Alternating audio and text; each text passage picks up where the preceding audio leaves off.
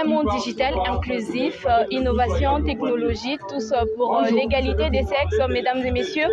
Tels sont les thèmes choisis pour cette année, pour la célébration de journée de droits de femmes. Alors, dans notre émission, Le Profil, nous avons le plaisir d'inviter pour vous les filles des différents domaines. On va savoir quel est l'apport de la jeune fille dans la société actuelle pour un avenir. Est-ce que nous pouvons espérer pour sur cette jeune fille plutôt comme étant femme de demain.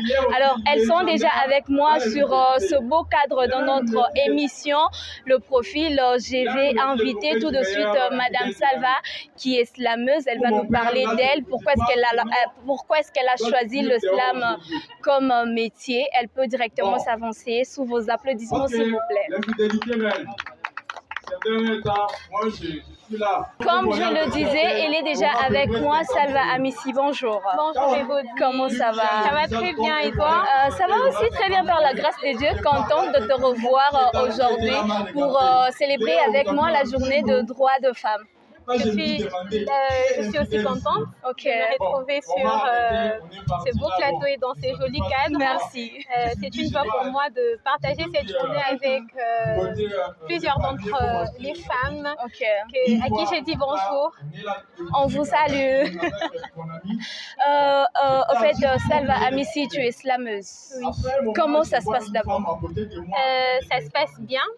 Bon, je dirais un peu bien parce que je combine les deux, je combine les études et le slam. Et donc, il y a toujours l'une qui prime sur l'autre. Alors, c'est pour ça que j'ai dit que ça se passe quand même bien.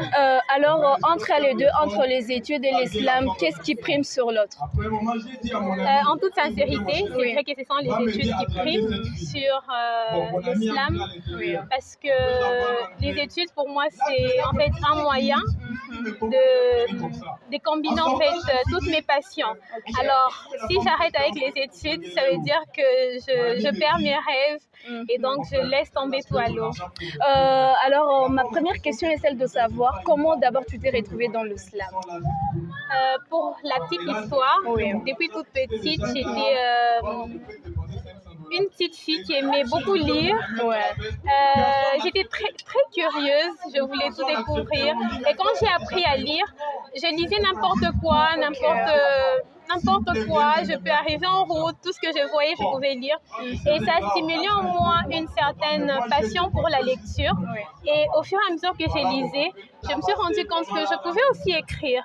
Alors j'ai commencé à écrire des petits poèmes, des petites citations et tout ce qui allait avec.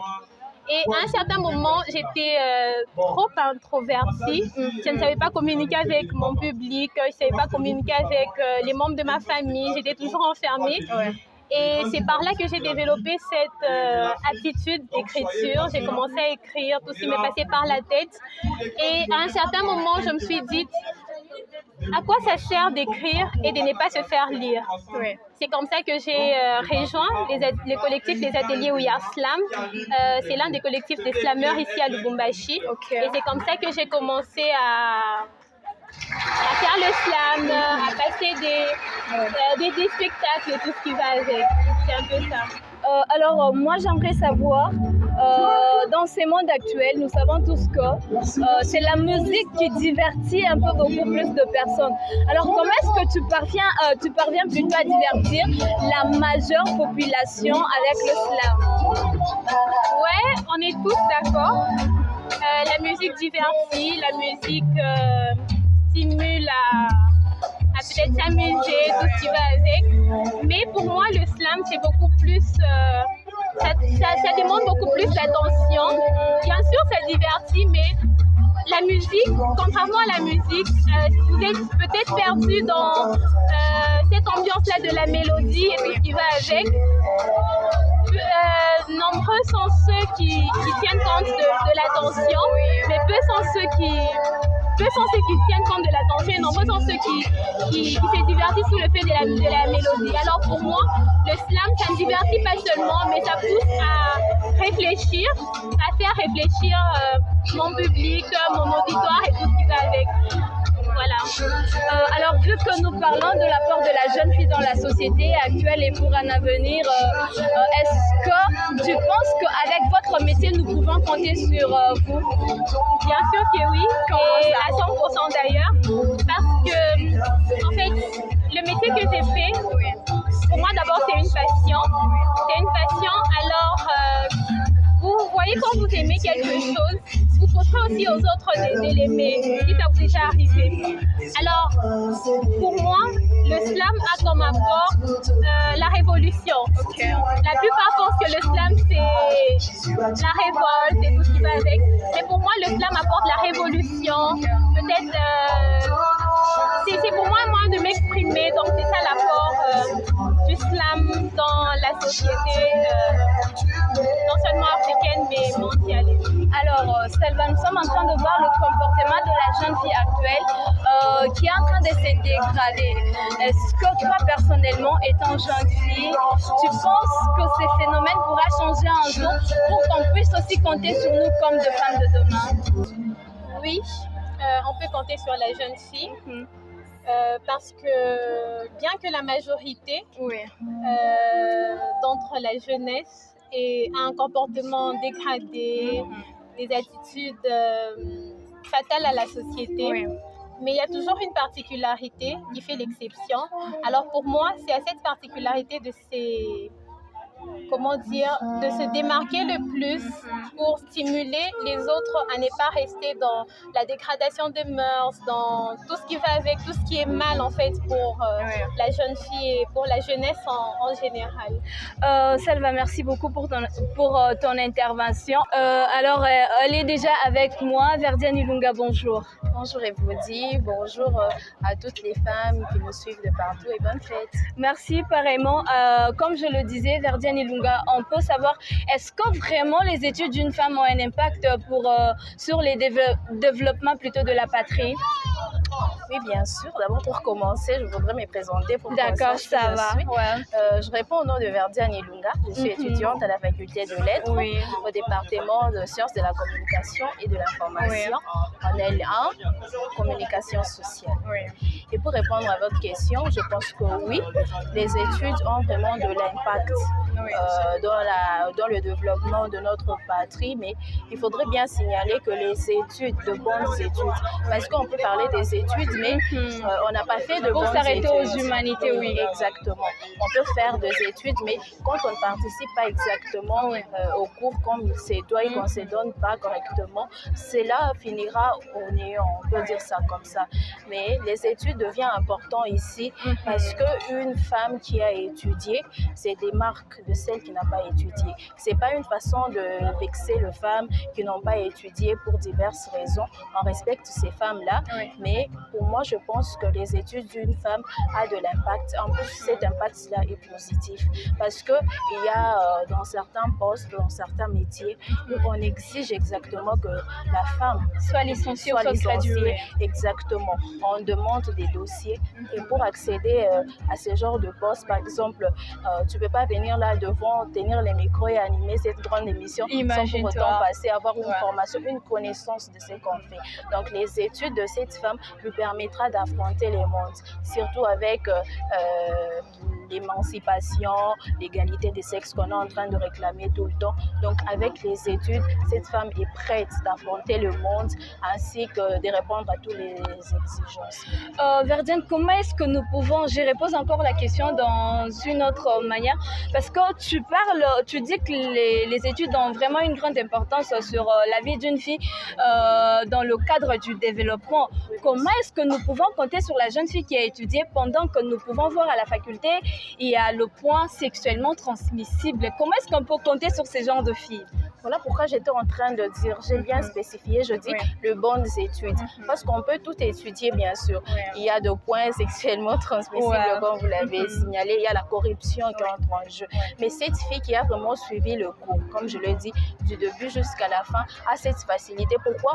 On va à l'école bon, par moment pour apprendre un métier. Il y a de ces métiers qui s'apprennent en dehors de l'école, mais il y a ceux qu'on apprend toujours à l'école. Puisqu'on a fait de bonnes études sans corruption, on a cette connaissance. Et avec cette connaissance, c'est cette bagage-là qui nous permettra d'affronter le monde. Parce qu'on peut étudier. Après, on a un diplôme. Après, on a beaucoup de diplômes. On a ça. Mais après, il faudrait vous distinguer, vous débarquer de tout le monde pour convaincre au fait ces personnes-là de vous embaucher quelque part et répondre aux exigences d'une société ou une autre.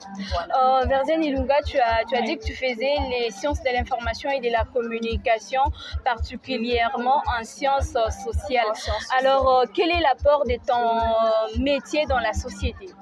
Et bien sûr, ma filière a pour but de permettre aux personnes de communiquer ou encore d'interagir dans la société. Parce qu'on se rend compte qu'aujourd'hui, les gens peuvent être en communauté, en société, mais ils ne savent pas communiquer. Et déjà que la communication est très importante. Je ne peux pas travailler avec toi sans pour autant... C'est vrai qu'on ne peut pas être trop familier, mais on a besoin d'une certaine relation afin de faire évoluer notre société, notre travail. Et le but ici, c'est d'influencer positivement le comportement de personnes qui vivent ensemble pour de fins heureuses. Voilà ce que c'est. Verdiane Ilunga, merci beaucoup pour ton intervention. Merci, c'est un plaisir. Elle est déjà à mes côtés, mesdames et messieurs. Je suis avec Harley Quinn. Harley Quinn, plutôt, bonjour. J'espère que tu ne vas pas me porter plainte, hein, parce que j'ai massacré ton nom. Ah non, ça va. Harley Quinn, dites-moi, vous êtes musicienne. Puisque nous parlons aujourd'hui de la femme, nous aimerions savoir quel est l'apport d'une musicienne dans la société actuelle. Ça dépend des personnes. Ok. On a des catégories de personnes. Oui. Il y a les autres qui prennent les artistes comme étant de putes, des femmes qui s'y vendent. Surtout ça. Les femmes qui font tout ce qui est interdit pour les femmes. Pour les autres, pour ma part, je me dis que la musique, c'est un travail comme tous les travails. Ça nous permet aussi comment nous retrouver dans la vie sociale. Nous apprenons comment vivre dans l'amour, comment vivre dans la société. Parce que notre musique est éducative. On ne fait pas la musique uniquement parce qu'on veut clasher les gens, dire n'importe quoi. On éduque aussi, on fait passer les bons messages. Voilà, alors, déjà que vous avez une mauvaise image dans la société de personnes, toi personnellement étant musicienne, parce que là sur notre plateau tu représentes toutes les filles qui font de la musique populaire, il fallait déjà signaler bien avant. Alors qu'est-ce que tu peux nous rassurer? Est-ce que demain nous pouvons compter sur vous pour l'évolution de notre pays plutôt? Exactement. Comment ça? Comme je l'ai dit, c'est un travail. Comme tout le travail. Si du jour au lendemain, je réussis ma carrière, je pourrais faire certains dons qui pourraient me permettre de garantir aux autres que nous sommes là, malgré que les autres passent par des étapes comme les femmes de l'Est. Nous serons là pour les soutenir avec quelques biens, quelques nourriture, vêtements, tout ce qui est nécessaire pour eux. C'est tout ce que moi je peux dire concernant ma part. Donc, pour un développement de notre cher et beau Congo, nous pouvons compter aussi sur les artistes musiciennes. Exactement. Alors, comme je l'ai dit, j'aimerais savoir pourquoi tu t'appelles Harley, où est le King, pourquoi tu t'appelles la Queen, où est le King et où est le Royaume. Parce qu'il faut tout signaler. Peut-être chaque Congo, chi a tout.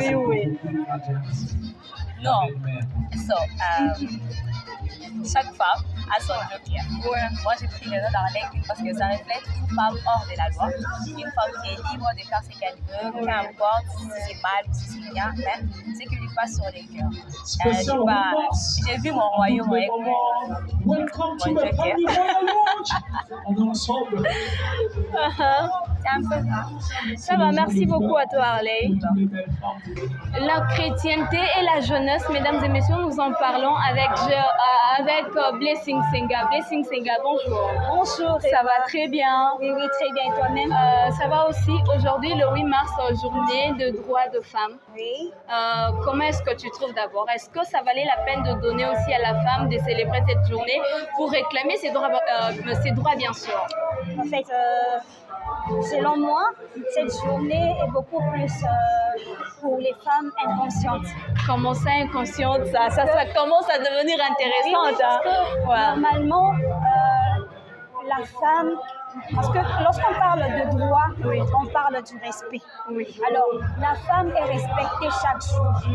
Donc, la femme doit se sentir respectée chaque jour. Alors, quand on dit le 8 mars, c'est une journée de droit de la femme, une journée là où la femme doit réclamer ce droit, moi je pense que cela concerne les femmes qui n'ont pas pu se donner à elles-mêmes du respect.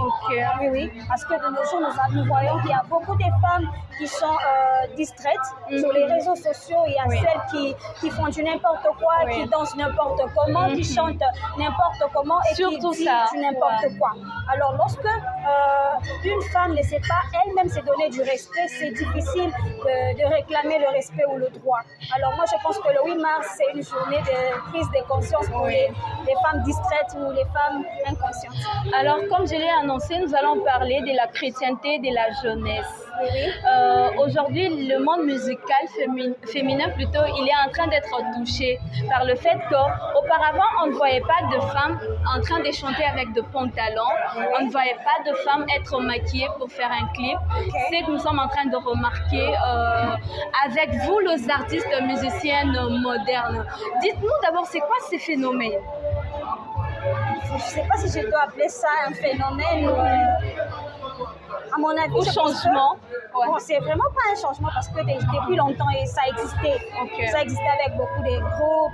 Et moi, je trouve qu'il n'y a vraiment pas de problème sur ça. En tout cas, moi, je trouve pas de problème. Mieux vaut porter un pantalon qui cache le corps que mettre des histoires...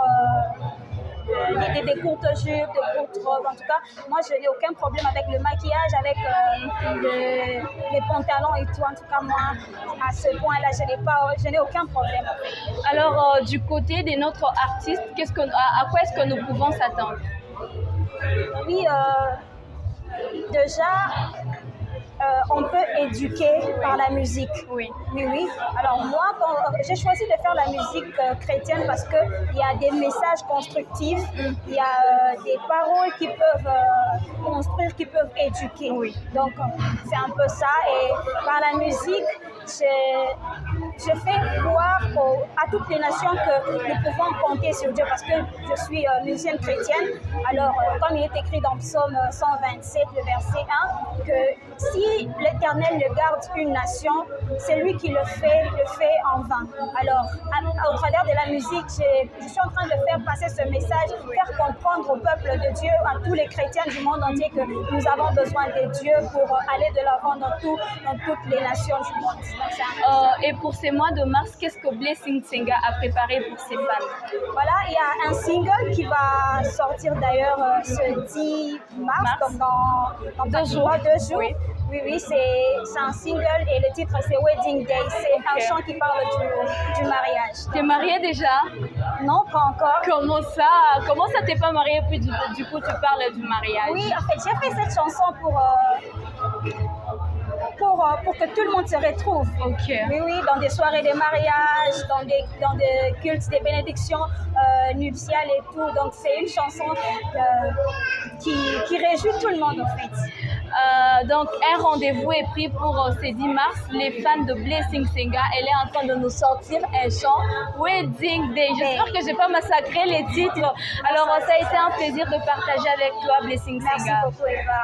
Nous avons parlé des études, nous avons parlé de la musique, nous avons parlé du mariage. Et bien là, il est temps de parler du business. Et cela, ça sera avec Loya qui est une événementielle.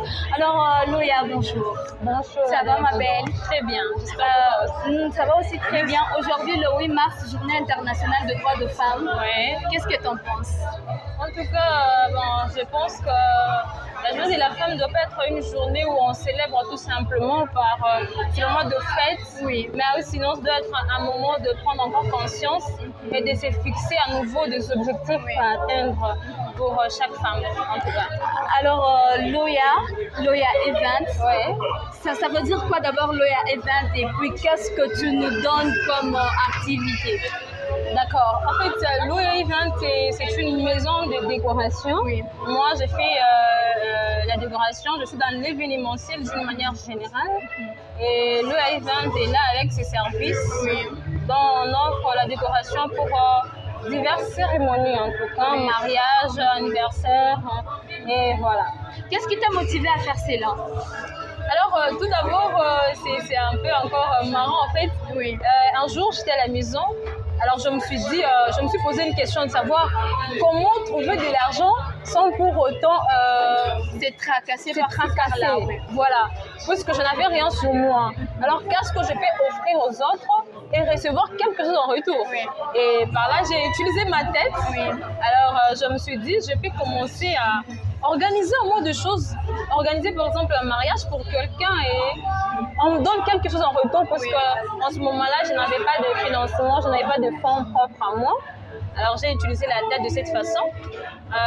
Tout d'abord parce que j'ai commencé par être un wedding planner. Oui. Wedding planner, c'est Qui veut dire? qui veut tout simplement dire quelqu'un qui organise, l'organisateur des mariages. Ok. Voilà. Alors, en étant organisateur, il est juste question d'utiliser un peu la tête, parler avec le marié ou la mariée, et selon leurs propositions et leur goût, et toi, tu trouves quelque chose de mieux à faire. Ouais. Et voilà, c'est de cette façon que j'ai commencé avec le event. Oui. Et j'ai commencé à organiser. On était sollicités, ça et là. On te demande, tu peux venir. Je ne sais pas comment faire en fait. On me propose seulement, on me dit, j'ai besoin qu'à mon mariage qu'il puisse y avoir la couleur jaune Oui. et le blond, c'est ce que j'aime. Et du coup, toi, tu essaies d'imaginer comment ça va se passer, chercher les lieux. Et voilà, c'est dans cette optique en tout cas. Et comment est l'entreprise actuellement? Ouais, ça va. Il faudrait dire que c'est pas vraiment facile, mais on s'y met. Hein. C'est pas vraiment facile. Alors, à petits pas, on avance. Et d'autant plus que sur le marché, il y a ce que j'appelle la concurrence de loyal. Et en matière de décoration, c'est partout. Et du coup, Mais moi, je peux décorer. Hein. en tout cas, alors pour se démarquer, il faut vraiment faire autrement. Hein. Il faut avoir vraiment l'esprit de créativité. Et c'est tellement important. Il faut avoir l'esprit de créativité. Mesdames et messieurs, c'était là l'intervention de Loya. Nous sommes pratiquement à la fin de notre émission. Ça a été un plaisir de partager avec le fil des différents domaines sur le thème « Quel est l'apport de la jeune fille dans la société actuelle ?» Est-ce que pour un avenir, nous pouvons compter sur la fille? Parce qu'il y a un adage qui dit éduquer une femme, c'est éduquer toute une nation. Alors, ça a été un plaisir de vous savoir nombreux en train de nous suivre, mesdames et messieurs. Nous prenons rendez-vous pour le prochain numéro. Je vous rappelle le thème de cette année pour un monde inclusif, innovation et technologie pour l'égalité des sexes. Tel est le thème international et nous avons choisi notre thème que je répète encore, l'espoir. Est-ce qu'on peut espérer sur la jeune fille d'aujourd'hui pour la femme de demain? Merci à vous de nous avoir suivis. Merci. Merci.